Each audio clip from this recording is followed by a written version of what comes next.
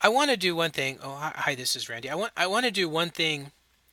Um, in the last video, I said I would just jump into Windows 10, but I was reminded between videos that at least for in the first year of our IT training here in the site program that most everybody really appreciates kind of that slow and steady and look at everything very carefully. And I know that frustrates some people, but I wanted to show you one thing here before I jump into Windows 10, and that's moving Windows 10 over to the private network. So we built these two machines earlier, and they're happy and healthy. We've got user accounts on them. I go into settings. As I mentioned, the network adapter.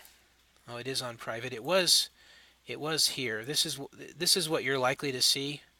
Is it was on the default switch, and that's where we built it. That's where it's lived up until now.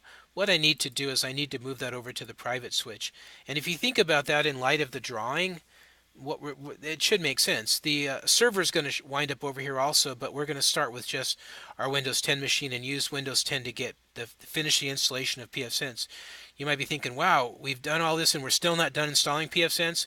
Nope, we now need to go into and finish from a web interface using a wizard that pfSense provides. So I've made my network card switch. I'm going to go ahead and OK that. I'm going to pause the video, and then I'll pick up, as I mentioned, with Windows 10. I think I'll also show you my IP settings on Windows 10 just to be consistent with our slow and steady approach. So let me pause the video, and I'll be back in just a minute. Okay, just jumping back here with the video again, just to point out a couple more things that might be helpful in your learning. I'm on Windows 10. If you can tell from my logo up here, I'm on my Windows 10 box, and I want to show you now that I moved it off of the default switch onto my private network, because there's no DHCP server. If I do an IP config, I get an APIPA address. I do. Okay, so I'm going to pause the video again. I just wanted you to see that right now it can't communicate. And the next, I'll pause the video and I'll come back in a moment and I'll just review with you how I set my static values for it so that I can then connect and talk to the web interface or the internal interface of PF1. So hold tight, pause the video again. Okay, just another jump in here and a quick look. Again, I'm still on the Windows 10 machine. When I came here, it was originally set to DHCP for both of them, and I switched it over to static, and then I went ahead and filled in my values. Now, please do note that this particular value is going to be unique for each of us. All right, I'm 24. You could be, you have to look at the PDF handout to decide what your network ID is. Okay, now all of us are .20 for our Windows 10. That's according to our project. We're all .120 for Windows 10 and .210 for SVR1, but this the third octet changes based upon each of us. Each of us is given a unique one.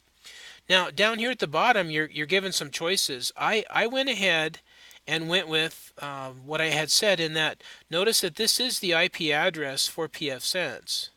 It's its internal interface, and I said that one of the defaults at installation is that pfSense will act as a DNS proxy. It will, and so I went ahead and used that. But you could scratch that, and you could use 8.8. You could use whatever you want to.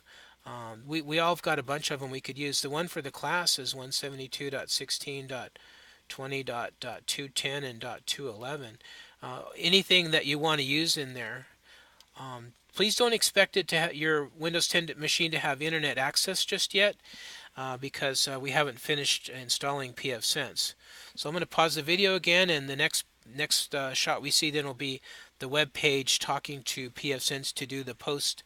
It's not actually the post installation, but to do the installation wizard. All right, so here we are on that Windows 10 machine, which is inside our network and on our private network. And let's go ahead now and log in. The default when you install pfSense, the default username is admin, and the default password is pfSense. Okay. All right, so here we are. And again, first time we do this, it's slow and steady. Okay. Warning, the admin account password is set to the default value. You can change it. As we go through the wizard, the wizard for pfSense setup, it will prompt us to change it. Welcome to pfSense. Okay.